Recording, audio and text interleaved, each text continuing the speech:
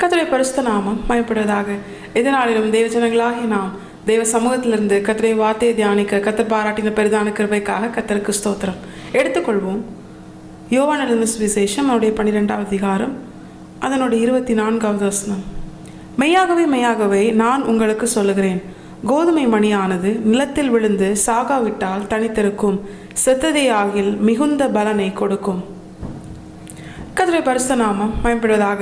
இந்த வசனத்தை தான் கர்த்தர் நமக்கு காண்பித்தந்து இதில் இருந்த அநேக ஆவிக்குரிய அர்த்தங்களை தேவஜனங்களாகிய நம்மோடு கூட நமக்கு தெரியப்படுத்த கர்த்தர் பிரியமாக இருக்கிறார். தேவஜனங்களாகிய நாமும் நம்முடைய வாழ்க்கையில் அதன் பலனை, அதன் ஆசீர்வாதத்தை சுதந்திரிக்க வேண்டும் என்று கர்த்தர் விரும்புகிறார்.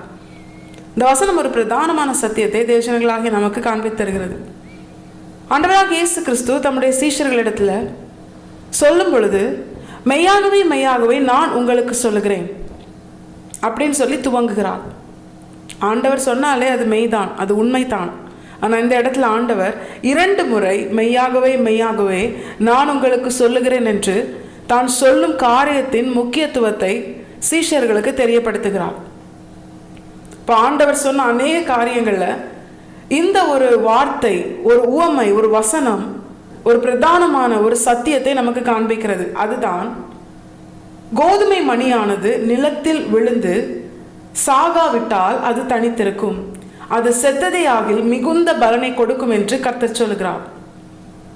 இந்த வசனத்தை அவர் சொல்வதற்கு முன்பதாக ஒரு சம்பவம் நடக்கிறது.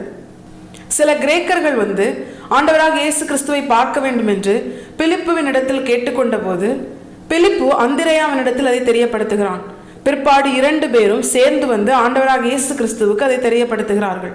இப்போ ஆண்டவராக இயேசு கிறிஸ்து சொல்றாரு, மனுஷகுமாரன் மகிமைப்படும்படியான வேளை வந்தது என்று.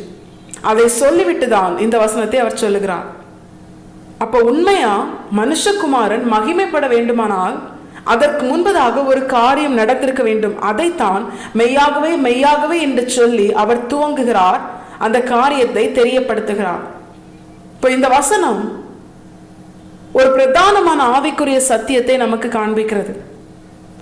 இதன் வழியாகத்தான் மனுஷகுமாரன் மகிமைப்பட போகிறார். ஆண்டவராக இயேசு கிறிஸ்து தம்மை தான் கோதுமை மணி என்று அடையாளப்படுத்துகிறார்.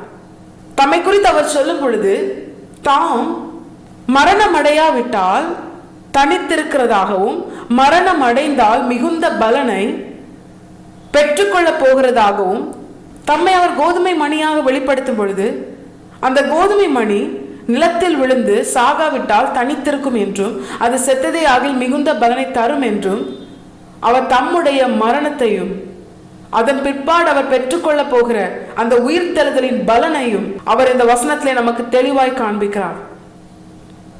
ஆண்டவராக இயேசு கிறிஸ்து அவர் பிறந்து 30 ஆண்டுகள் தன்னுடைய குடும்பத்தோடு கூட அவர் இருந்தாலும் அதன் பிற்பாடு தன் ஊழியத்தை அவர் துவங்குவதற்கு முன்பதாக ஞானஸ்நானம் பெற்று பரிசுத்த ஆவியானவரின் நிறைவை பெற்று அவர் தன்னுடைய ஊழியத்தை துவங்குகிறார்.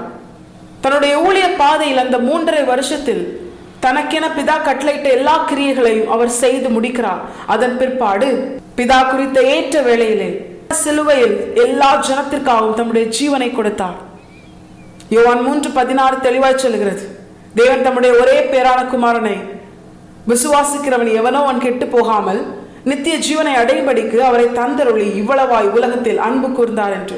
அந்த அன்பின் அடையாளமாக சிலுவையிலே ஆண்டவராக இயேசு கிறிஸ்து தன்னுடைய கடைசி சொட்டு ரத்தம் வரைக்கும் மனு குலத்தை மீட்கும்படியார் பிதாவாகிய தேவன் மனுகுலத்தின் மேல் வைத்த அன்பை வெளிப்படுத்தும்படியார் அவர் சிந்தினார், தம்முடைய ஜீவனை கொடுத்தார். அதன் பிற்பாடு 3ஆம் நாள் அவர் உயிரோடு எழுந்தார்.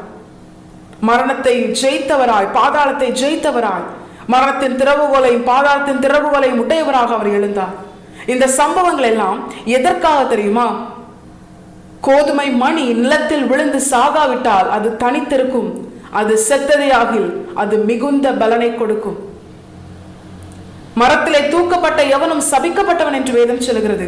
அப்படிப்பட்ட சாபத்தை, நம்முடைய சாபத்தை நீக்கும்படியாய் அவர் ஏற்றுக்கொண்டு என்னையும் உங்களையும் அவர் தன்னுடைய மரணத்தின் பலனாக அவர் பெற்றுக்கொண்டார். அவர் மரித்தார், நமக்காக மரித்தார். அவர் மரித்தது நிமித்தம் தேவஜனங்களாகிய நாம் ஜீவனை பெற்றுக்கொண்டோம். வேதம் தெளிவாய் சொல்லுகிறது.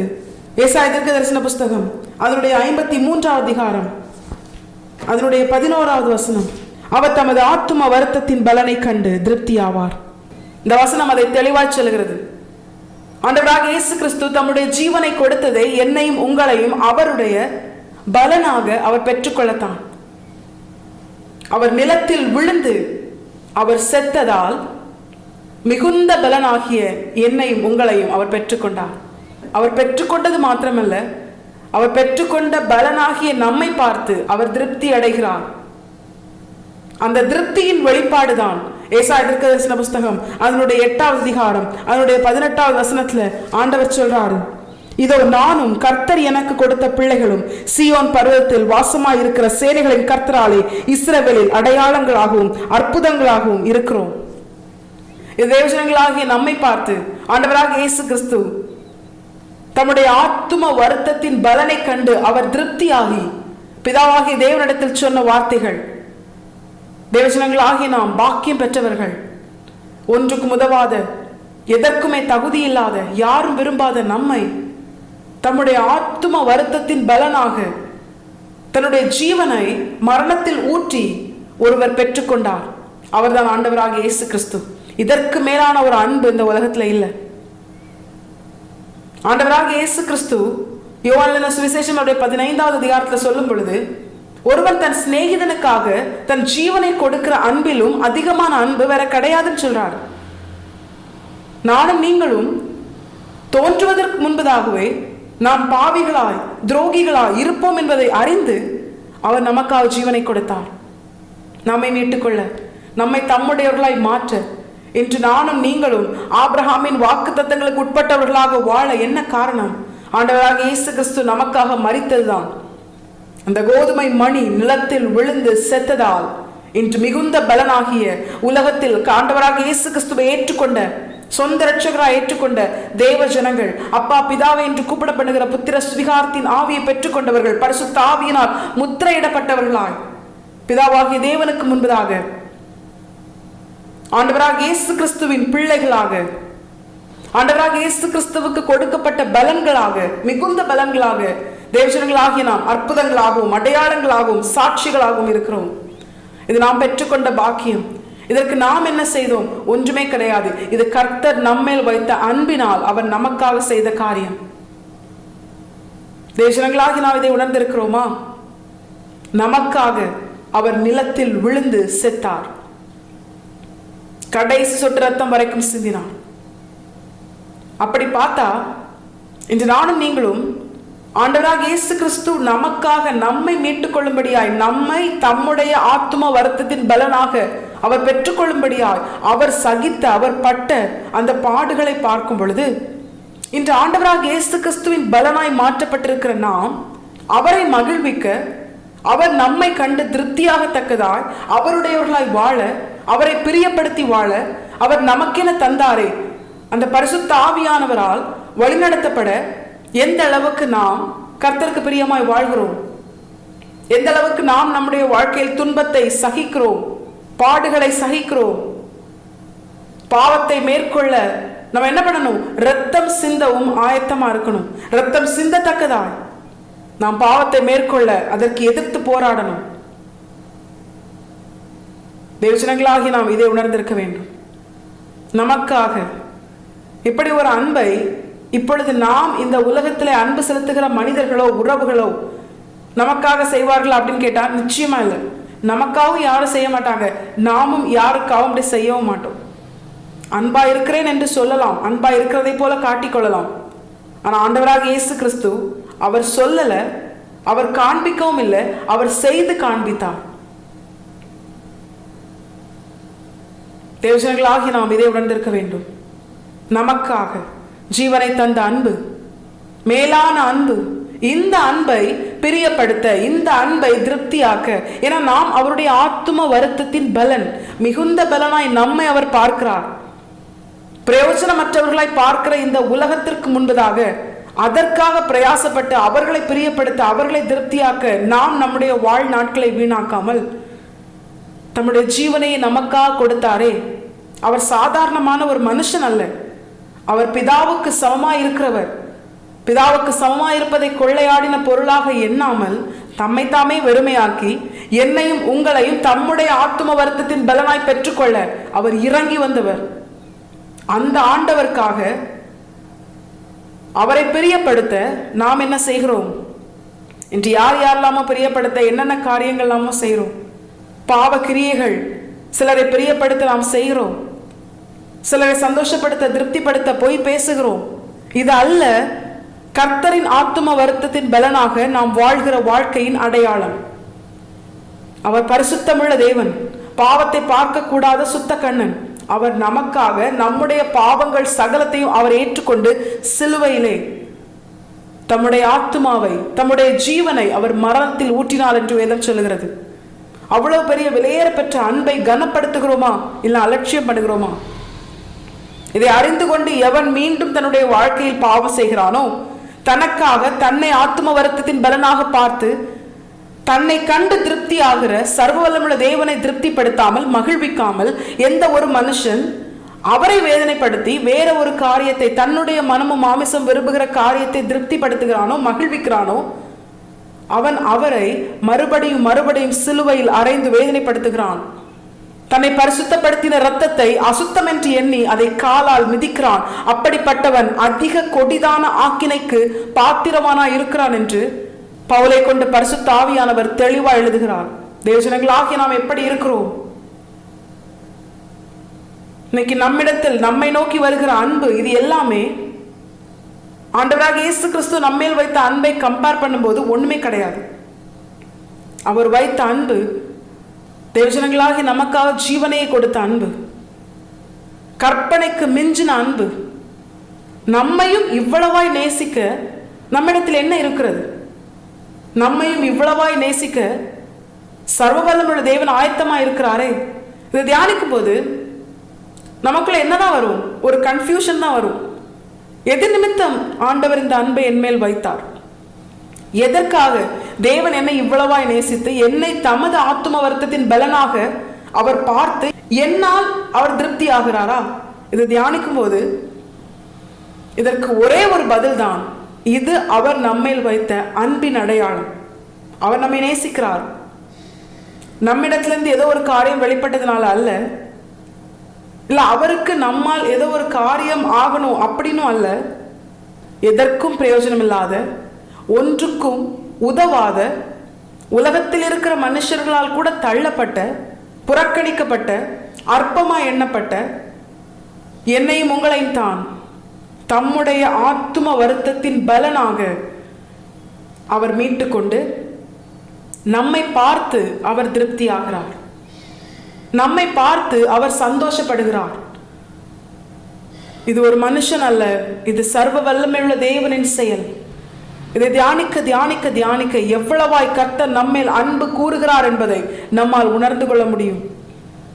ஆனா என்ன ஒண்ணு தெரியுமா? பவுல் சொன்னது போல அந்த அன்பின் ஆழம், அகலம், நீளம், இதை எவ்வளவுதான் தியானித்தாலும் அது இன்னும் இன்னும் அதிகமாகத்தான் நம்மை அதற்குள்ளே இழுத்து செல்லும். இவ்வளவுதான் ஆண்டவர் என் மேல் அன்பு வச்சிருக்கிறார் அப்படின்னு சொல்லவே முடியாது. ஆண்டவருடைய அன்பை தியானிக்க தியானிக்க அது இன்னும் அதிகமாக இன்னும் அதிகமாகத்தான் அவர் நம்மேல் அன்பு கூறுவதை நம்மால் அறிந்து கொள்ள முடியும். அவருடைய செயல்கள் அதை வெளிப்படுத்தும். அவருடைய வார்த்தைகள் அதை உறுதிப்படுத்தும். கர்த்தர் நல்லவர் என்பதை, கர்த்தர் நம்மேல் அன்பாய் இருக்கிறார் என்பதை. தேவஜனங்களாகி நாம் இதை உணர்ந்து நாம் அவருடைய ஆத்தும வருத்தத்தின் பலன் என்பதை அறிந்திருக்க வேண்டும். இதுல இன்னொரு சத்தியத்தையும் கர்த்தர் காண்பிக்கிறார். அதுதான், இனி எதற்காகவும் நம்ம கவலைப்பட வேண்டிய அவசியம் இல்லை. ஐயோ, அவங்க என்ன நேசிக்கல, அவங்க என்ன புறக்கணிக்கிறாங்க, அவங்க என்ன தள்ளுறாங்க, இவங்கெல்லாம் என்ன பண்றாங்க, இவங்கெல்லாம் என்ன சேர்த்துக்க மாட்டேங்கிறாங்க அப்படின்னு சொல்லி உலக மனிதர்களின் ஐக்கியத்தை நம்ம இனி என்ன பண்ண வேண்டிய அவசியம் இல்லை. இனி தேடவோ நாடவோ அதன் பிற்பாடு ஓடவோ வேண்டிய அவசியம் இல்லை. ஏன்னா என்னையும் உங்களையும் தம்முடையவர்களாக தெரிந்து கொண்டவர் ஜீவனை கொடுத்து கடை சொட்டு ரத்தம் வரைக்கும் சிந்தி கோர சிலுவை ஏற்றுக்கொண்டு அந்த சிலுவையிலிருந்து அவர் நம்மை நினைத்திருப்பார் நிச்சயமாய். அப்படிப்பட்ட ஒரு அன்பு, மேன்மையான அன்பு, மகா பெரிய அன்பு. இந்த அன்பு நம்மேல் நம்முடைய தேவன், சர்வ வல்லமையுள்ள தேவன் வைத்திருக்கிறார் என்பதை அறிந்து கொண்ட பிற்பாடு வேற எந்த காரியத்திற்காகவும் நாம் சோர்ந்து போகவோ வருத்தப்படவோ துவண்டு போகவோ முடங்கி போகவோ வேண்டிய அவசியம் இல்லை. நமக்கு கிடைக்காத அன்பெல்லாம் அந்த உலகத்துல தான், அதனால ஒரு பிரயோஜனமும் கிடையாது. அது மாயான அன்பு, தேவை முடிந்த உடனே மாறி போகிற அன்பு. ஆனா நம்மேல் அன்பாய் இருந்து நம்மை தம்முடைய ஆத்தும வருத்தத்தின் பலனாய் கண்டு திருப்தி ஆகிறவர், நம்மை பார்த்து திருப்தி ஆகுகிறவர் அவர் சர்வ வல்லமுள்ள தேவன். பிதாவின் மடியில் செல்ல பிள்ளையா இருந்தவர் நமக்காக கோர சிலுவை ஏற்றுக்கொண்டார். இதுதான் அன்பு. இப்படிப்பட்ட தேவனை நாம் தியானிக்கும் பொழுது நம்முடைய இருதயம் ஒரு காரியத்துல அதிகமா ஏங்க வேண்டும். அதுதான், என் தேவன் என்னை பார்க்கும் பொழுதெல்லாம் அவர் சந்தோஷப்படணும். என் தேவன் என்னை பார்த்து கொண்டே இருக்கணும். அவர் என்னை பார்க்கும் பொழுதெல்லாம் அவர் சந்தோஷப்பட்டுட்டே இருக்கணும். அவருடைய ஆத்துமா என்னை பார்த்து திருப்தி ஆகணும். அதற்காக கர்த்தர் என்ன விரும்புகிறாரோ, கர்த்தர் என்னை குறித்து என்ன சித்தம் வைத்திருக்கிறாரோ அதை மட்டுமே நான் செய்யணும். கர்த்தரை திருப்திப்படுத்தணும், கர்த்தரை மகிழ்விக்கணும். என் நிமித்தம் கர்த்தர் களி கூறணும். என்னை அவருடைய அன்பின் அடையாளமாக பிதாவுக்கு முன்பதாக நிறுத்தி, இதோ நானும் பிதா எனக்கு தந்த பிள்ளைகளும் என்று சொல்லி என்னையும் உங்களையும் கர்த்தர் பிதாவுக்கு முன்பதாக அறிமுகப்படுத்தணும், சந்தோஷமா அறிமுகப்படுத்தணும். இப்படிப்பட்ட ஒரு அனுபவத்திற்காக நாம் நம்முடைய வாழ்க்கையில பரிசுத்தமாய் வாழ, கர்த்தருக்கு பிரியமாய் வாழ, கர்த்தரை மகிழ்வித்து அவரை திருப்தியாக்கி வாழ நாம் அதிகமா பிரயாசப்படணும். இதுவே நம்முடைய இருதயத்தின் ஏக்கம், வாஞ்சியா இருக்கணும். இதை கர்த்தர் எதிர்பார்க்கிறார், கர்த்தர் உணர்த்துகிறார். தேவஜனங்களாகிய நாம் இதை அறிந்திருக்க வேண்டும். இப்படி தேவஜனங்களாகிய நானும் நீங்களும் கர்த்தருடைய ஆத்தும வருத்தத்தின் பலனாக, அவருடைய மரணத்தினால் அவர் பெற்றுக்கொண்ட சம்பாதித்து கொண்ட அந்த மிகுந்த பலனாக, நம்மை அவருடைய ஆத்தும வருத்தத்தின் பலனாக நம்மை கண்டு அவர் திருப்தியாக தக்கதாய் நம்மை உருவாக்குகிறதுனால தேவஜனங்களாகிய நாம் பெற்றுக்கொள்ளுகிற ஆசீர்வாதம் என்ன தெரியுமா? வேதத்தில் அநேக காரியங்கள் இருந்தாலும் இன்று பிரதானமாக 2 காரியத்தை கர்த்தர் நமக்கு காண்பித்து தருகிறார். முதலாவது எடுத்துக்கொள்வோம், யோவான் எழுதின சுவிசேஷம் அதனுடைய 12வது அதிகாரம் அதனுடைய 26வது வசனம். ஒருவன் எனக்கு ஊழியம் செய்கிறவனானால் என்னை பின்பற்ற கடவன். நான் எங்கே இருக்கிறேனோ அங்கே என் ஊழியக்காரனும் இருப்பான். ஒருவன் எனக்கு ஊழியம் செய்தால் அவனை பிதாவானவர் கனம் பண்ணுவார். இந்த வசனத்துல 2 பிரதானமான ஆசீர்வாதங்களை கர்த்தர் நமக்கு காண்பித்து தருகிறார். அதுதான், தேவஜனங்களாகி நானும் நீங்களும் அவருடைய ஆத்தும வருத்தத்தின் பலனாக அவரால் மீட்கப்பட்டதுனால நமக்கு அவர் தருகிற முதலாவது ஆசீர்வாதம் தான், தேவஜனங்களாகிய நாம் நம்முடைய ஆண்டவராகிய இயேசு கிறிஸ்து எங்கே இருக்கிறாரோ அவரோடு கூட இருப்போம் என்று கர்த்தர் வாக்கு பண்ணுகிறார்.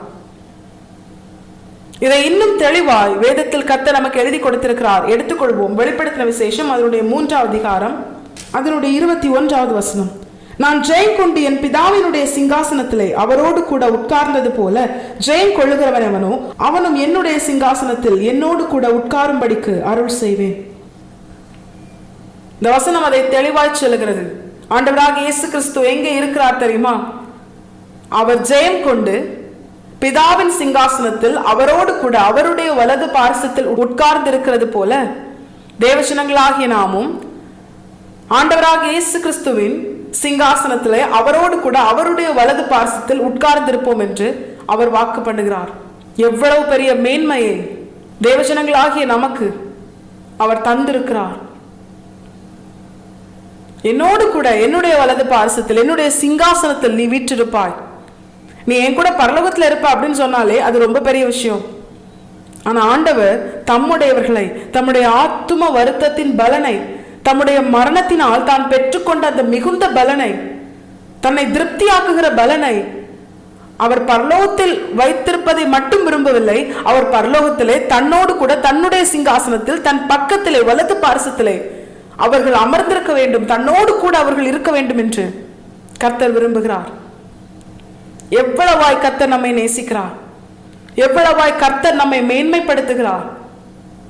இவ்வளவு பெரிய பாக்கியத்தை அற்பமும் குப்பையுமான நமக்கு அவர் தந்திருக்கிறார். இதை தியானிக்கும் பொழுது இனி நம்முடைய வாழ்க்கையில இந்த உலகத்திலிருந்து வருகிற பாடுகள், உபத்திரவங்கள், நெருக்கங்கள், தேவைகள், மனுஷர்களால் வருகிற போராட்டங்கள், நிந்தைகள், அவமானங்கள், பிசாசினால் ஏற்பட்ட மனிதர்கள், சூழல்கள், இப்படிப்பட்ட காரியத்தினால் நம்முடைய வாழ்க்கையில் வருகிற நெருக்கங்கள், இவைகள் ஒரு பொருட்டாக எண்ணப்பட மாட்டாது. ஏன்னா நமக்கென கர்த்தர் ஆயத்தப்படுத்தின ஸ்தானம், நம்மை அவர் அவருடைய சிங்காசனத்திலே அவரோடு கூட அமர்த்தும்படியாய் அவர் மீட்டிருக்கிறார் என்பதை, அந்த சத்தியத்தை அவர் நமக்கு தெரியப்படுத்துவதே நாம் அதற்குட்பட்டவர்களாய் வாழ்ந்து அதை சுதந்திரிக்க வேண்டும் என்றுதான். அவர் நமக்கென ஏற்படுத்தி வைத்திருக்கிற ஸ்தானம் மிக மிக பெரியது. அதற்கு இணையாக இந்த உலகத்துல ஒண்ணுமே கிடையாது. ஏன்னா அந்த முழு உலகமும் அக்னிக்கு இரையாக வைக்கப்பட்டிருக்கிறது. இந்த உலகத்துல எவ்வளவு மேன்மை, ஐஸ்வர்யம் என்ன இருந்தாலும் அது ஒரு நாள் அழிந்து போகும், எரிந்து போகும். ஆனா நானும் நீங்களும் ஆராதிக்கிற தேவன், அவர் இருக்கிற அந்த பரலோக ராஜ்யம், அது நாம் இன்னும் காணாதவைகள். வேதம் தெளிவாய் சொல்லுகிறது, காண்கிறவைகள் அநித்தியமானவைகள், காணாதவைகளோ நித்தியமானவைகள் என்று. நமக்கென அவர் ஏற்படுத்தி வைத்திருக்கிற அந்த ஸ்தானம் நித்தியமானது, அது அழிந்து போகாது. இன்னைக்கு எதன் பின்னே நாம் ஓடிக்கொண்டிருக்கிறோம்? அழிந்து போகிற காரியத்திற்கு பின்பாகவா? ஆண்டவர் சொல்றாரு, அது அக்னிக்கு இரையாக வைக்கப்பட்டிருக்கிறது. உனக்கென அழியாமை உள்ள அந்த நித்தியம் உள்ள என்னோடு கூட அமரும்படியான அந்த ஸ்தானத்தை, அந்த சிங்காசனத்திலே உட்காரும்படியான அந்த மேன்மையை, அதற்குரிய காரியத்தை நீ வாஞ்சிக்க வேண்டும். அதற்குரிய காரியத்தை நீ நாடி தேட வேண்டும். கிறிஸ்து இயேசுவோடு நாம் இணைக்கப்பட்டிருந்தோமே ஆனால், அவருடைய மரணத்திற்குள்ளாகவும் அவருடைய உயிர்த்தெழுதலின் சாயலுக்குள்ளாகவும் நாம் இணைக்கப்பட்டிருந்தோமே ஆனால், நாம் கீழானவைகளை அல்ல மேலானவைகளை நாட வேண்டும் என்று வேதம் சொல்கிறது. ஒருவன் கிறிஸ்துவுக்குள் இருந்தால் அவன் புது சிருஷ்டியா இருக்கிறான். பழையவைகள் ஒளிந்து போயின, எல்லாம் புதிதாயின என்று வேதம் சொல்கிறது. தேவஜனங்களாகி நாம் பழையதை, அழிந்து போகிறதை, அநித்தியமானதை, காண்கிறவைகளை, இப்படிப்பட்ட காரியத்திற்காக நாம் நம்முடைய வாழ்க்கையை வீணாக்காதபடிக்கு அழியாமையுள்ள நித்தியமுள்ள ஆண்டவராக இயேசு கிறிஸ்துவோடு அமர்ந்திருக்கிற அந்த மேன்மையான பரம ராஜ்யத்தை, பரலோக ராஜ்யத்தை, அவருடைய வலது பார்சத்தில் உட்கார்ந்திருக்கிற அந்த சிங்காசனத்தை, எல்லாவற்றுக்கும் மேலாய் நம்மை தம்முடைய ஆத்தும வருத்தத்தின் பலனாக கண்டு நம் நிமித்தம் திருப்தியாகிற, இவ்வளவாய் நம்மை நேசித்த நம்முடைய ஆத்தும மணவாளன் ஆண்டவராக இயேசு கிறிஸ்துவை வாஞ்சித்து அவருக்காக வாழ்கிற ஒரு பரிசுத்தமுள்ள வாழ்க்கை வாழ நாம் பிரயாசப்படுகிறோமா? கர்த்தர் நம்மை எச்சரித்து உணர்த்துகிறார். ஆவியானவர் சபைகளுக்கு சொல்லுகிறதை காதுள்ளவன் கேட்க கடவன் என்று வேதம் சொல்லுகிறது. ஆண்டவர் இன்று நம்மை பார்த்து கேட்கிறார், எதை வாஞ்சிக்கிறாய்?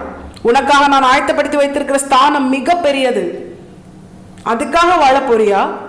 அதை நோக்கி நீ ஓட போறியா?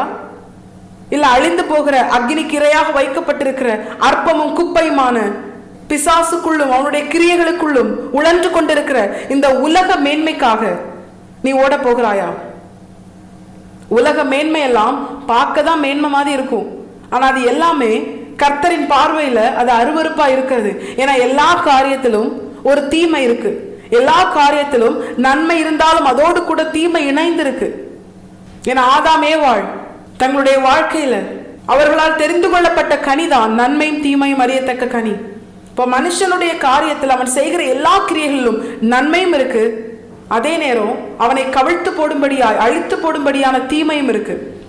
ஆனா எந்த ஒரு காரியம் முழுக்க முழுக்க கர்த்தரால் நடத்தப்படுகிறதோ, கர்த்தரால் தெரிந்தெடுக்கப்படுகிறதோ, கர்த்தரால் உருவாக்கப்படுகிறதோ, கர்த்தரால் கொடுக்கப்படுகிறதோ, அதுல முழுக்க முழுக்க நன்மை மட்டும்தான் இருக்கு. அதுதான் ஜீவ விருட்சம். தேவஜனங்களாகி நாம் இதை உணர்ந்திருக்க வேண்டும். கர்த்தரோடு கூட இருக்கிற அவருடைய சிங்காசனத்தில், அவருடைய வலது பார்சத்தில் அவரோடு கூட இருக்கிற அந்த ஸ்தானம், அந்த மணவாட்டி என்கிற ஸ்தானம், அந்த மேன்மை, இதை கர்த்தர் நமக்காக வைத்திருக்கிறார். வேதம் தெளிவாய் சொல்லுகிறது, அவரோடு கூட பாடுகளை சகித்தோமானால் அவரோடு கூட ஆளுகை செய்வோம் என்று. அவருடைய சிங்காசனத்தில் அவர் நம்மை தம்மோடு கூட அமர்த்தி இருப்பது எதற்காக தெரியுமா? அவரோடு கூட ஆளுகை செய்ய. அவர் சகலத்தையும் ஆளுகிறவர், சர்வ வல்லமுள்ள தேவன். கர்த்தத்துவம் அவர் தோளின் மேல் இருக்கிறது. எல்லாம் அவருடைய பாதத்திற்கு கீழாக இருக்கிறது. எல்லா நாமத்திற்கும் மேலான நாமத்தை உடையவர். தேவஜனங்களாகிய நாம் அவருடைய மணவாட்டியாய் அவருடைய சிங்காசனத்தில் அவருடைய வலது பார்சத்தில் வீற்றிருக்கும் பொழுது நாமும் அவரோடு கூட ஆளுகை செய்வோம். அதுல இன்னொரு சத்தியமும் மறைந்திருக்கிறது. அப்படின்னா இந்த உலகத்துல சில பாடுகள் வரும். ஆளுகைக்கு முன்பதாக நம்மை தகுதிப்படுத்த சில பாடுகளை கர்த்தரை அனுமதிப்பார். அந்த பாடுகளை சந்தோஷமாய் ஏற்றுக்கொள்ள வேண்டும். இக்காலத்து பாடுகள் இனி வெளிப்பட போகும் மகிமைக்கு ஒப்பிடத்தக்கவைகள் அல்ல என்று வேதம் சொல்கிறது. ஏன்னா இப்பொழுது நாம் சந்திக்கிற பாடுகள் கர்த்தர் நம்மோடு கூட இருந்து நாம் அதை தாங்கவும் அதிலிருந்து தப்பி செல்லவும் போக்கையும் வழியும் நமக்கு உண்டாக்கி தருகிறார். ஆனா இந்த பாடுகளுக்கு பயந்து இந்த உலகத்தோடு நாம் இணைந்து கலந்து செயல்பட்டோமே ஆனால் எல்லாவற்றிற்கும் மேலாய் கர்த்தர் நமக்கு ஆயத்தப்படுத்தின அந்த மேன்மையான அவருடைய சிங்காசனத்தில் அவரோடு கூட வீட்டிலிருந்து ஆளுகை செய்கிற அந்த மேன்மையை நாம் இழந்து போவோம். அதனால தேவஜனங்களாகி நாம் என்ன செய்யணும் தெரியுமா?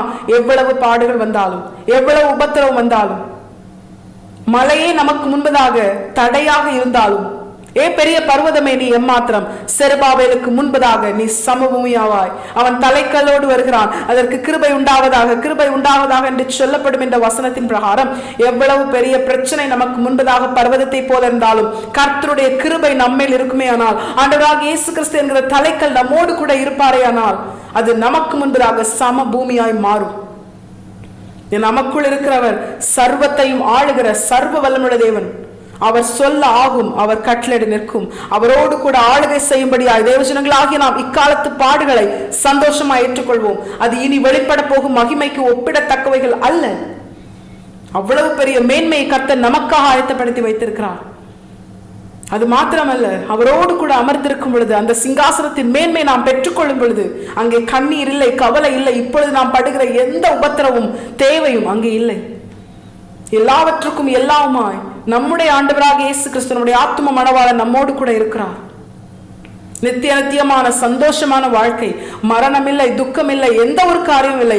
ஆண்டவராகிய இயேசு கிறிஸ்துவை நம்மோடு கூட இருந்து நம்மை வழி நடத்துவார். ஜீவ தண்ணீர் உள்ள அந்த நதிகள் அண்டையில நம்மை வழிநடத்தி நம்மை திருப்தியாக்குவார். நம்மை அவருக்குள் திருப்தியாக்கி நம்மிலே அவர் திருப்தி அடைகிற நல்ல தகப்பனாய், நல்ல தேவனாய் அவர் நம்மோடு கூட இருக்கிறார். இதுதான் அவர் நமக்கு தருகிற முதலாவது ஆசீர்வாதம். இரண்டாவது கர்த்தர் நமக்கு காண்பிக்கிற ஒரு பிரதானமான ஆசீர்வாதம் என்ன தெரியுமா? இந்த வசனம் தெளிவாய் சொல்கிறது, அவனை பிதாவானவர் கனம் பண்ணுவார் என்று. தேவஜனங்களாகிய நம்மை பிதாவாகிய தேவன் கனம் பண்ணுவார் என்று ஆண்டவராகிய இயேசு கிறிஸ்து இங்கே தெளிவாய் எழுதி கொடுத்திருக்கிறார். இது எவ்வளவு பெரிய பாக்கியம்!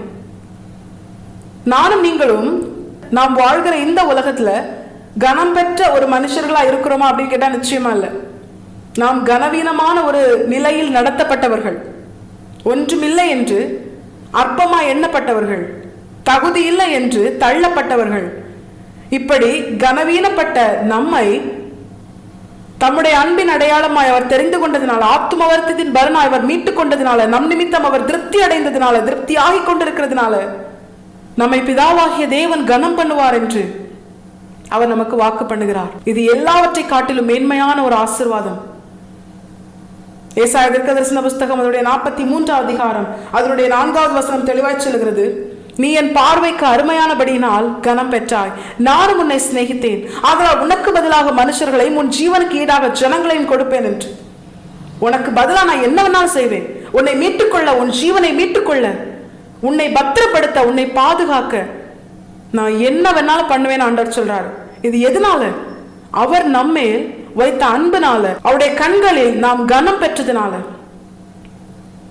இனிமே நம்ம என்ன பண்ணக்கூடாது?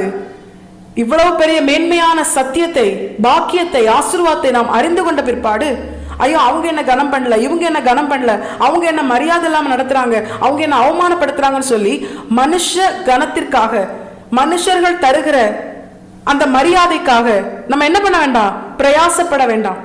அதற்காக அவர்களை பிரியப்படுத்த தேவனுக்கு பிரியமில்லாத கிரியைகளை நாம் செய்ய வேண்டும் என்ற அவசியம் இல்லை. ஏன்னா நானும் நீங்களும் மனுஷர்களிடத்திலிருந்து கனம் பெற்றுக்கொள்ள வாழ்கிறவர்கள் அல்ல.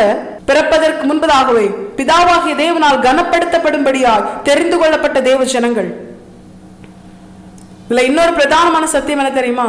பிதாவாகிய தேவன் ஒரு மனுஷனை கனப்படுத்தினாரே ஆனால் அவனை எந்த மனுஷனாலும் எந்த வல்லமையினாலும் கனவீனப்படுத்த முடியாது. அதற்கு ஒரு ஏற்ற காலத்தை கர்த்தர் வைத்திருப்பார். இப்ப நமக்குள்ள ஒரு கேள்வி எழும்பும், இப்ப பிதாவாகிய தேவன் கனப்படுத்தும்படியாய் அவர் என்னை தெரிந்து கொண்டிருக்கும் பொழுது ஏன் என் வாழ்க்கை இப்படி மற்றவர்களால் கனவீனப்படுத்தப்படுது? ஏன் மற்ற மனுஷர்கள் என்னை அவமானப்படுத்துறாங்க, மரியாதை எல்லாம் நடத்துறாங்க அப்படிங்கிற கேள்வி நமக்குள்ள வரும். அதற்கான பதில் தான் அவர் சகலத்தையும் அதினதன் காலத்தில் நேர்த்தியாய் செய்வார். பிதாவாகிய தேவன் நம்மை கனப்படுத்துகிறார். அவருடைய கண்களில் நாம் கனம் பெற்றவர்களா இருக்கிறோம். இது எதனால? அவர் நம்மேல் வைத்த அன்புனால. நானும் உன்னை சிநேகித்தேன் என்று ஆண்டவர் சொல்லுகிறாரே, தம்முடைய அன்பினால் அவர் நம்மை கனப்படுத்துகிறார். ஆனா இன்னும் நாம் அதை நம்முடைய வாழ்க்கையில் பெற்றுக்கொள்ளாமல், ஆனா இன்னும் அதற்கான அடையாளங்கள் நம்முடைய வாழ்க்கையில் வெளிப்படாமல் இருக்கிறதற்கான காரணம் தான் அதை ஏற்ற காலத்தில் தான் கர்த்தர் வெளிப்படுத்துவார். யோசேப்பு பிதாவின் கண்களில் கனம் பெற்றவன். அவரால் சிநேகிக்கப்பட்டவன். கர்த்தர் யோசேப்போடு கூட இருந்தார் என்று வேதம் சொல்லுகிறது. ஆனா எல்லாருமே யோசேப்பை கனவீனப்படுத்தினாங்க, யோசேப்பை அவமானப்படுத்தினாங்க, மரியாதை இல்லாம நடத்தினாங்க. 20 வெள்ளி காசுக்கு அவனை வெற்றி போட்டாங்க, குழியில போட்டாங்க, கொல்லணும்னு நினைச்சாங்க. போத்திபாரின் மனைவி பொய்யான குற்றச்சாட்டுகளை சொல்லுகிறாள். ஏன்னா அவன் கனவீனப்படுத்தப்படுறான். இப்படி அவன் கனவீனப்படுத்தப்படுகிறான், மரியாதை இல்லாமல் நடத்தப்படுகிறான். அவனுடைய நியாயம், அவனுடைய நீதி அது அற்பமா எண்ணப்படுகிறது. சிறைச்சாலையில் போடப்படுகிறான். ஆனா யோசேப்பு தேவனின் பார்வையில் கனம் பெற்றவன் என்பதை கர்த்தர் ஒரு நாள் அவருடைய ஏற்ற காலத்தில் வெளிப்படுத்தினார். அந்த தேசமே யாரை கனப்படுத்துகிறதோ அந்த பார்வோன் யோசேப்பை கனப்படுத்தும்படியால் கர்த்தர் தம்முடைய கண்களில் யோசேப்பு கனம் பெற்றவன் என்பதை அவர் விளங்க பண்ணினார். அது நிமித்தம் யோசேப்பின் வாழ்க்கை அதன் பிற்பாடு கனவீனப்படுத்தப்படவில்லை. யோசேப்பு தன்னுடைய பார்வையில் கனம் பெற்றவன் என்பதை கர்த்தர் வெளிப்படுத்தின பிற்பாடு யோசேப்பை யாராலும் கனவீனப்படுத்த முடியாது. இதுதான் கர்த்தர் நமக்கு காண்பிக்கிறார். ஒரு காலம் உண்டு, கர்த்தர் நியமித்த ஒரு நாள் உண்டு.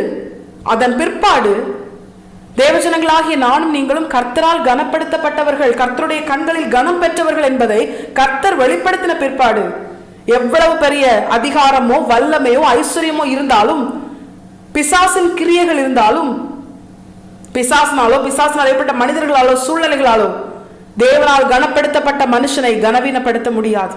இவ்வளவு பெரிய ஒரு மேன்மையை கர்த்தர் நமக்காக வைத்திருக்கிறார். நானும் நீங்களும் பிதாவின் கண்களில் கனம் பெற்றவர்களா இருக்கிறோம். அவர் நம்மை சிநேகிக்கிறதின் அடையாளமாய் இதை வெளிப்படுத்துகிறார்.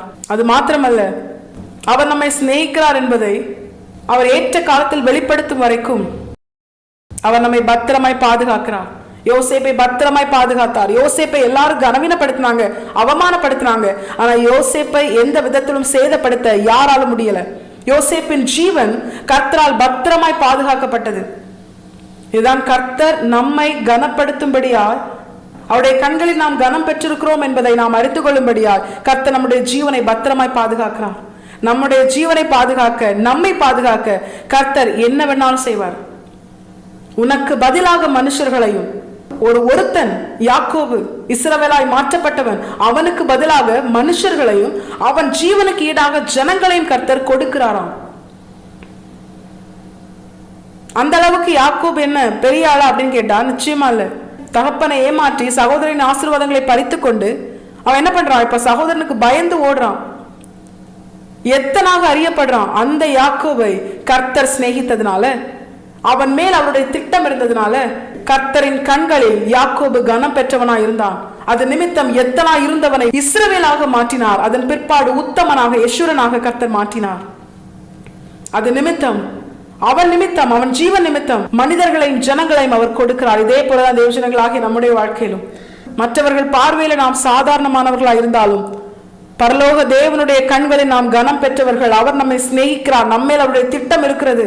அப்படின்னா கர்த்தர் நம்மை பத்திரமாய் காத்துக்கொள்வார். நம்மை பாதுகாக்க, நம்முடைய ஜீவனை பாதுகாக்க கர்த்தர் என்ன வேணாலும் செய்வார்.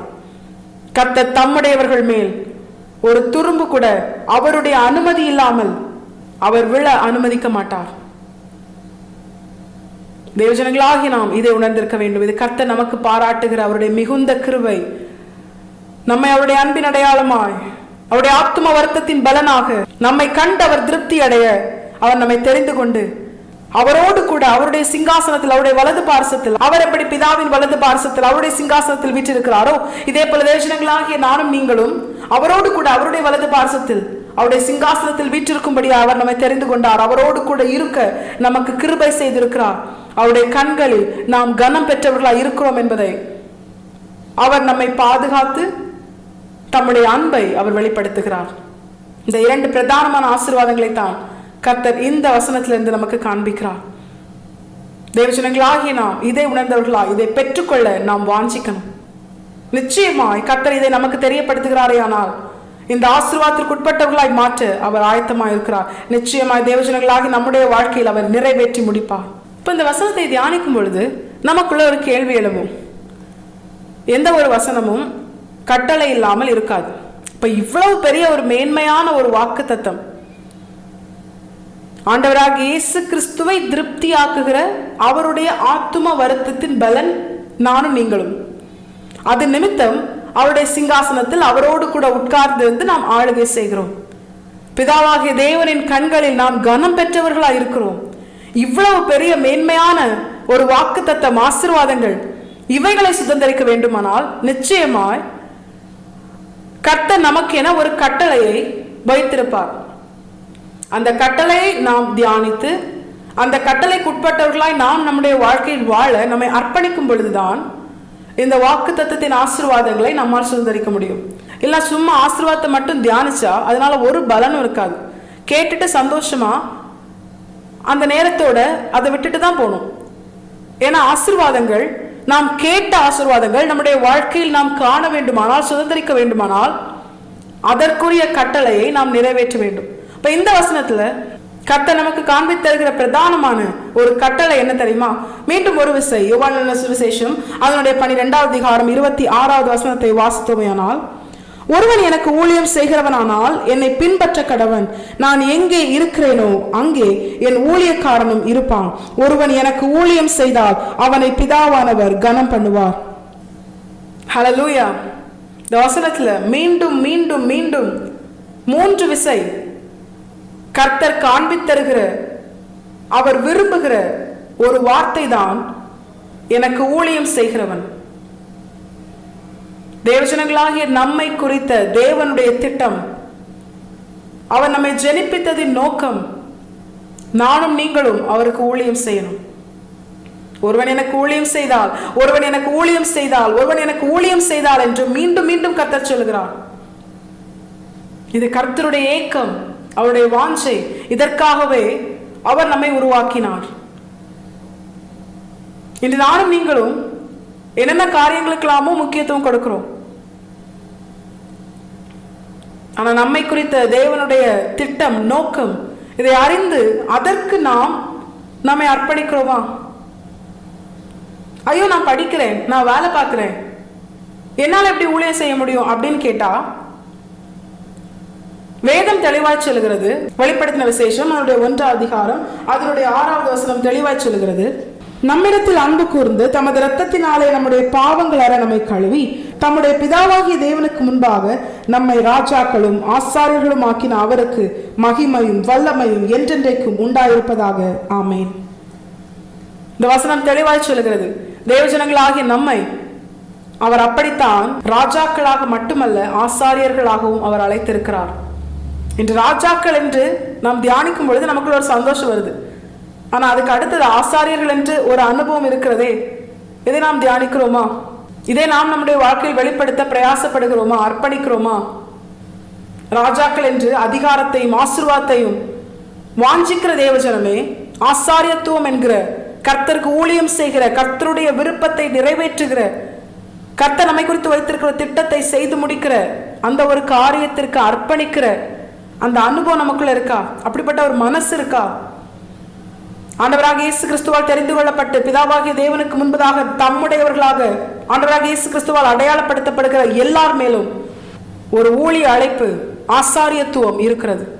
இதை நாம் தான் தேவனிடத்தில் அது என்ன அழைப்பு என்று, நம்மை குறித்து தேவன் வைத்திருக்கிற திட்டம் என்ன என்று அவரிடத்தில் கேட்டு அதை தெரிந்து கொண்டு செயல்படுத்தணும். வேதத்தில் அநேக விதமான ஊழியங்கள் தெரியப்படுத்தப்பட்டிருக்கிறது. பரிசுத்த ஆவியானவர் நமக்கு காண்பித்தருகிறார். இதில் நம்மை குறித்த தெய்வ திட்டம் என்ன, நமக்கு தேவன் வைத்திருக்கிற அழைப்பு என்ன, நாம் அவருக்கு எப்படிப்பட்ட ஊழியத்தை செய்ய வேண்டும் என்று அவர் விரும்புகிறார். நாம் விரும்புகிறது அல்ல, அவர் எதை விரும்புகிறார், ஆண்டவராக இயேசு கிறிஸ்து எதை விரும்புகிறார், இதை அறிந்து கொண்டு நாம் செயல்பட வேண்டும். இன்னைக்கு ஊழிய அழைப்பு யாருக்கு இருக்கிறதோ அவங்க மட்டும்தான் ஊழியர்கள், அப்படி அல்ல. ஆண்டவராக இயேசு கிறிஸ்துவின் இரத்தத்தினால் கழுவப்பட்டு அவரால் மீட்கப்பட்ட எல்லா தேவ ஜனங்களுக்கும் கர்த்தர் ஆசாரியத்துவத்தை கொடுத்திருக்கிறார். 2 காரியங்கள் அவரால் சொல்லப்பட்டதேயானால் அந்த 2ம் நம்முடைய வாழ்க்கையில் இருந்தால்தான் முழுமை அடையும்.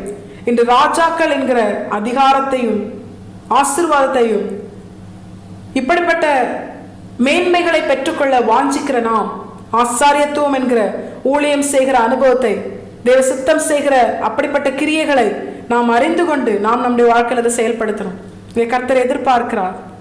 அப்பொழுதுதான் நம்முடைய வாழ்க்கையை குறித்த தேவ திட்டம், அவருடைய நோக்கம் அது முழுமை அடையும்.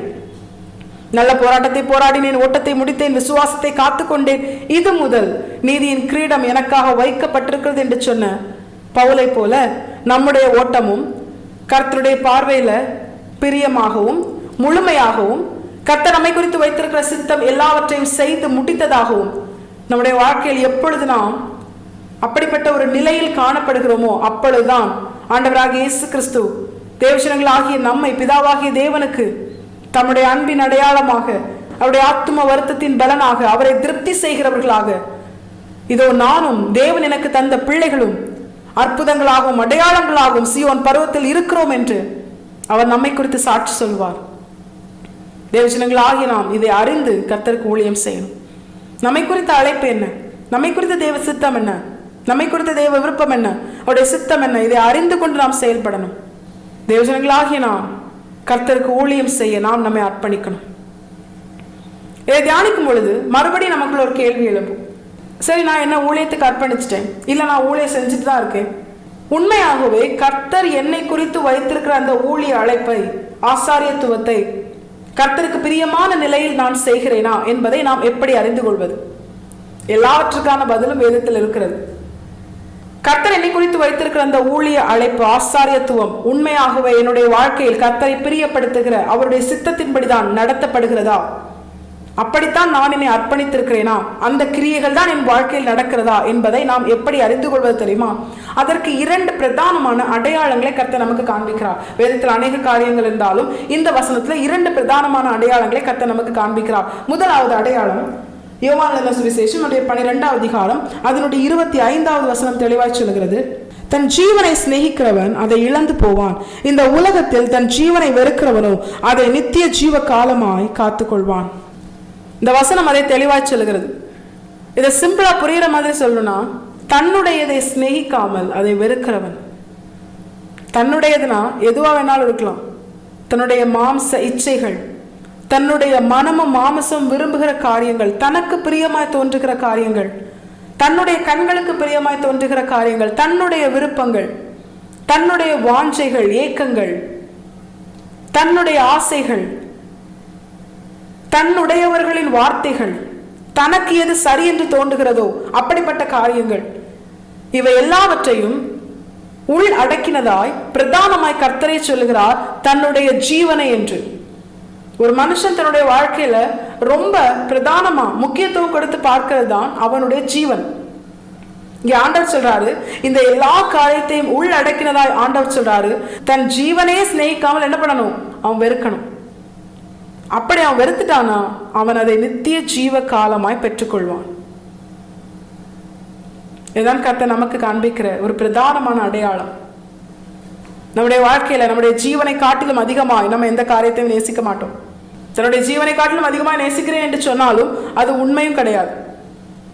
எல்லா மனுஷர்களும் மேக்சிமம் தன் ஜீவனை தான் அதிகமாய் நேசிக்கிறார்கள். அதனால்தான் ஆண்டவர் சொல்றாரு, உன் ஜீவனை நீ என்ன பண்ணணும்? நேசிக்காமல் வெறுக்கணும். இப்போ உன்னுடைய எல்லா காரியத்தையும், உன்னுடைய ஆவிக்குரிய வாழ்க்கை, பூமிக்குரிய வாழ்க்கை, ஊழிய வாழ்க்கையில உனக்கென தோன்றுகிற காரியங்கள், விருப்பங்கள் சகலத்தையும், உன்னுடையவைகளை நீ என்ன பண்ணணும்? நேசிக்காமல் வெறுக்கணும். அதையே நேசிக்காமல் வெறுக்கணும் அப்படின்னா, வெறுக்கிறேன் அப்படி சொன்னா மட்டும் போதாது, அதன் மேல் உனக்கு ஒரு நேசம் இருந்தது தெரியுமா? அந்த நேசத்தை நீ விட்டு விட்டு வெறுக்கணும். அப்பொழுதுதான் உண்மையாக உன்னால் உன்னுடையவைகளை வெறுக்க முடியும். ஒரு நேசம் உள்ள அந்த காரியத்து மேல இருந்துட்டே இருக்கு, நீ அதை வெறுக்கிறேன்னு சொன்னாலும் உன்னால முழுமையா அதை என்ன பண்ண முடியாது? வெறுக்க முடியாது. அதனால ஆண்டவர் சொல்றாரு, நீ அதை ஃபர்ஸ்ட் நேசிக்கிறத ஸ்டாப் பண்ணு.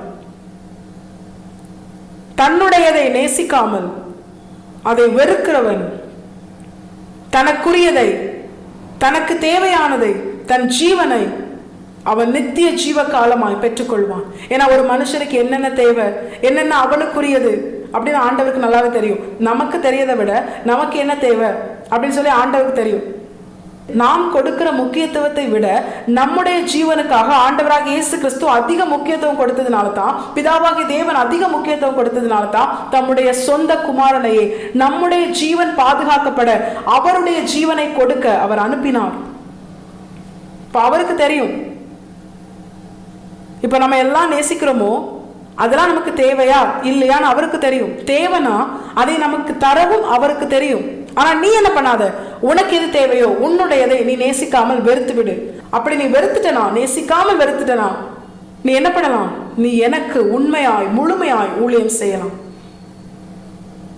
அப்ப நான் வெறுத்துட்டேனா அது எனக்கு கிடைக்காதா, அது என் லைஃப்ல இல்லையா அப்படின்னு கேட்டா அப்படி இல்லை. நீ அதுக்கு முக்கியத்துவம் கொடுக்காம, அதை சார்ந்து செல்லாம, நீ அதை நேசிக்காமல் வெறுத்து விடுகிறதின் அடையாளமாக நீ கர்த்தரிடத்தில் அதை அர்ப்பணித்து விட்டு, கர்த்தர் உனக்கு தந்த ஊழியத்தை நீ நேசித்து செய்யும்படியாய் உன்னை அர்ப்பணிக்கும் பொழுது உன்னுடையதை அவர் பார்த்துக் கொள்வார், உன் தேவைகளை அவர் பார்த்துக் கொள்வார், உன் ஜீவனை அவர் பாதுகாப்பார். அதனால அந்த வசனம் அப்படி முடிகிறது, அதை நித்திய ஜீவ காலமாய் பெற்றுக்கொள்வான் என்று. அதனால்தான் பவுல் சொல்றாரு, நான் அவரிடத்தில் ஒப்புவித்ததை அந்நாள் வரைக்கும் அவர் காத்துக்கொள்வார். அந்த பவுல் தான் சொன்னாரு, நான் என்னையே சிலுவையை இயேசுவோடு கூட அறைந்திருக்கிறேன், இனி நான் அல்ல இயேசுவே என்னில் பிழைத்திருக்கிறார். அப்போ பவுலே, நீங்க அவரிடத்தில் ஒப்புவித்தது அது என்னுடைய தேவைகள், அது எனக்குரியவைகள், என் ஜீவன் சகலத்தையும் நான் அவர் கரத்தில் ஒப்புவித்து விட்டேன்.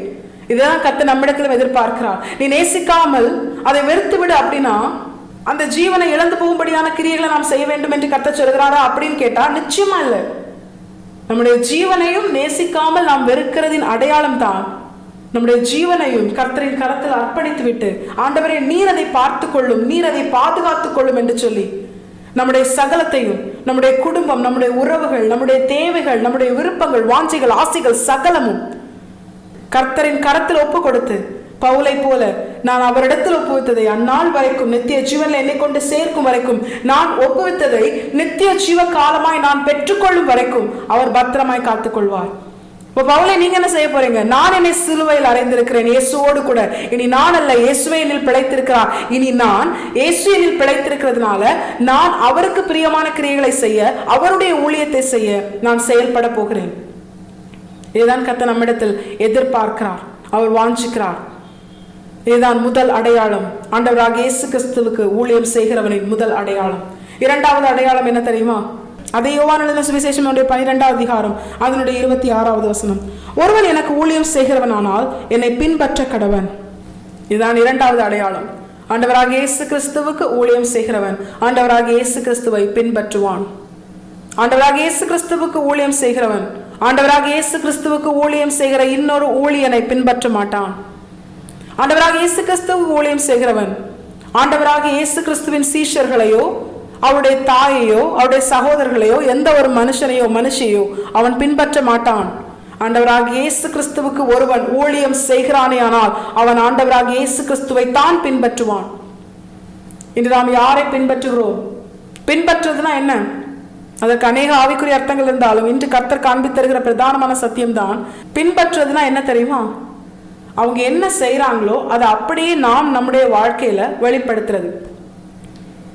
ஆண்டவராகிய இயேசு கிறிஸ்துவை பின்பற்றின சீஷர்கள் அவர் என்ன செய்தாரோ அதை தங்களுடைய வாழ்க்கையில அவரை போலவே பரிசுத்த ஆவியானவர் நிறைவை பெற்றுக்கொண்ட பிற்பாடு, அவரால் அருளப்பட்ட பரிசுத்த ஆவியானவர் சகல சத்தியத்திற்குள்ளும் அவர்களை நடத்தும் பொழுது, ஆண்டவராகிய இயேசு கிறிஸ்து சொன்ன வார்த்தையின்படியே, நானே வழியும் சத்தியமும் ஜீவனுமா இருக்கிறேன் என்ற வார்த்தையின்படியே ஜீவனாகிய இயேசு கிறிஸ்துவை நோக்கி அவர்கள் அவரை வழியாய் கொண்டு அவருடைய சத்தியத்தில் நடந்து அவர் என்ன செய்தாரோ அதையே தங்களுடைய வாழ்க்கையில் வெளிப்படுத்தினார்கள். இதுதான் ஆண்டவராகிய இயேசு கிறிஸ்துவை பின்பற்றுகிறவர்களின் அடையாளம். இன்று நாம் பரிசுத்த ஆவியானவர் பெற்றிருக்கிறோம். அவரால் கொடுக்கப்பட்ட சத்திய வார்த்தைகள் நம்முடைய கரத்தில் இருக்கிறது. பரிசுத்த ஆவியானவரின் உதவியோடு அவரால் கொடுக்கப்பட்ட இந்த சத்தியத்திற்கு கீழ்ப்படிந்து ஆண்டவராகிய இயேசு கிறிஸ்துவை முன்மாதிரியாய் வைத்து ஆண்டவராகிய இயேசு கிறிஸ்துவுக்குள் இருக்கிற அந்த நித்திய ஜீவனை நோக்கி அதை பெற்றுக்கொள்ளும்படியாய், சுதந்திரிக்கும்படியாய், கர்த்தரோடு கூட நித்தியமாய் வாழும்படியாய் அதற்கு அர்ப்பணித்து வாழ ஆண்டவராகிய இயேசு கிறிஸ்து என்ன செய்தாரோ அதை நாம் நம்முடைய வாழ்க்கையில் செய்ய நாம் பிரயாசப்படுகிறோமா? அப்படி இல்லைனா யார் பிரபலமா இருக்கிறார்களோ, யார் தங்களை கர்த்தருடையவர்களாக காண்பித்துக் கொள்கிறார்களோ அவர்களை பார்த்து அவர்கள் செய்கிறது போல நாமும் செய்ய நாம் நம்முடைய வாழ்க்கையில் பிரயாசப்படுகிறோமா? கர்த்தர் அதை விரும்பவில்லை. ஒரு மோசே தான், ஒரு எலியா தான். மோசையை போல இன்னொரு மோசே அல்ல, எலியாவை போல இன்னொரு எலியாவும் அல்ல. எலியாவின் ஆவியை உடையவனாக யோவான் ஸ்நானம் வெளிப்பட்டிருந்தாலும் ஆண்டவராகிய இயேசு கிறிஸ்து யோவான் ஸ்நானனை குறித்து சொல்லும் பொழுது ஸ்திரீகளில் பிறந்தவர்களில் யோவானை போல பெரியவன் ஒருவனும் இல்லை என்று அவர் சொல்லுகிறார். அப்படின்னா என்ன அர்த்தம்? எலியாவின் ஆவியை உடையவனாக அவன் அடையாளப்படுத்தப்பட்டாலும் அவன் ஸ்பெஷல். இதுதான் ஆண்டவருடைய சிருஷ்டிப்பின் மகத்துவம். ஒவ்வொரு மனுஷனையும் இன்னொரு மனுஷனை போல அல்ல, இன்னொரு மனுஷனை பார்த்து அவன் தன்னுடைய வாழ்க்கையில் அப்படி வாழும்படியாகவும் அல்ல, ஒவ்வொரு மனுஷனுக்கும் ஒரு தனித்துவத்தை கர்த்தர் வைத்துதான் அவர்களை உண்டாக்குகிறார், அவர்களை சிருஷ்டிக்கிறார். இதை அறிந்து நம்ம என்ன பண்ணணும்?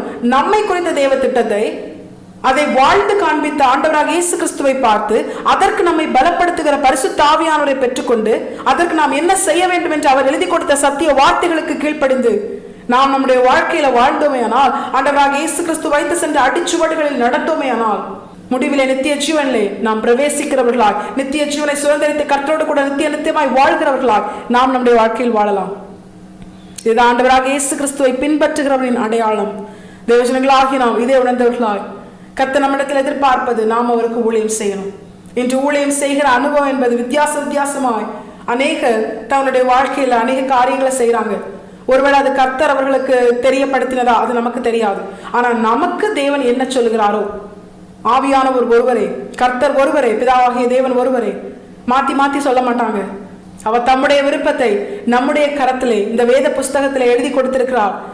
இதை புரிந்து கொள்ள, இதற்கு கீழ்ப்படிந்து வாழ நம்மை பலப்படுத்த பரிசுத்த ஆவியானவரையும், பிதாவாகிய தேவனுடைய ஆவியாகிய பரிசுத்த ஆவியானவரையும் நமக்கு தந்திருக்கிறார். இதை பெற்றுக்கொண்ட தேவஜனங்களாகிய நாம் ஆண்டவராக இயேசு கிறிஸ்துவின் ஆத்தும வருத்தத்தின் பலனாய் அவர் நம்மை மீட்டுக் கொண்டதை அறிந்து, அவர் நம் நிமித்தம் திருப்தியாவதை அறிந்து, நாம் அவருக்குள்ளே திருப்தியாக நித்திய ஜீவனில் அவரோடு கூட நித்தியமாய் வாழ்ந்து அவருடைய சிங்காசனத்தில் அவரோடு கூட அவருடைய வலது பார்சத்தில் வீற்றிருந்து அவரோடு கூட ஆளுகை செய்து கர்த்தரை மகிமைப்படுத்த பிதாவாகிய தேவனின் கண்களில் தேவஜனங்களாகி நாம் கனம் பெற்றவர்கள் என்பதை அறிந்து இம்மையிலும் மறுமையிலும் நம்மிலே பிதாவாகிய தேவன் மகிமைப்பட தேவஜனங்களாகி நாம் என்ன செய்யணும் தெரியுமா?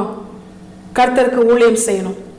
கர்த்தருக்கு ஊழியம் செய்கிறதின் அடையாளமாக நம்முடைய எல்லாவற்றையும், நம்முடைய ஜீவனையும் நாம் நேசிக்காமல் வெறுத்து அதை கர்த்தர் கரத்தில் கொடுத்து, ஆண்டவரே அந்நாள் வரைக்கும் நித்திய ஜீவனிலே நித்தியமாய் உம்மோடு கூட வாழும் வரைக்கும் அதை காத்துக்கொள்ளும் என்று அவரை தரித்துக் கொண்டு அவரோடு கூட சிலுவையில் அறையப்பட, இனி நான் அல்ல கிறிஸ்துவே என்னில் வாழ்கிறார் என்று பவுலை போல கர்த்தரின் ஊழியத்தை செய்ய, கர்த்தரின் விருப்பத்தை நிறைவேற்ற நாம் பிரயாசப்படவும், ஆண்டவராக இயேசு கிறிஸ்துவை பின்பற்றி செல்லவும், அவர் என்ன செய்கிறாரோ அதை நாம் நம்முடைய வாழ்க்கையில் செய்யவும், அவரை நம்முடைய முன்மாதிரியாய் வைத்து அவர் எழுதி கொடுத்த வார்த்தைகளை நாம் நம்முடைய வாழ்க்கையில் நிறைவேற்ற அதற்கு கீழ்ப்படிந்து வாழ பரிசுத்த ஆவியானவர் நமக்குள் இருந்து நம்மை ஆளுகை செய்ய தேவஜனங்களாகிய நாம் கர்த்தரை பின்பற்றி வாழ நாம் நம்மை முழுமையாய் முழு இருதயத்தோடு, முழு ஆத்மாவோடு, முழு பலத்தோடு தேவனிடத்தில் அன்பு செலுத்தி நாம் நம்மை கர்த்தருடைய பாதத்தில் அர்ப்பணிப்போம். கர்த்தர் நமக்கு வாக்கு பண்ணினபடியே தேவஜனங்களாகிய நம்மை அவருடைய ஆத்மா வருத்தத்தின் பலனாக பிதாவாகிய தேவனுக்கு முன்பதாக இதோ நானும் கர்த்தர் எனக்கு தந்த பிள்ளைகளும் சீயோன் பர்வதத்தில்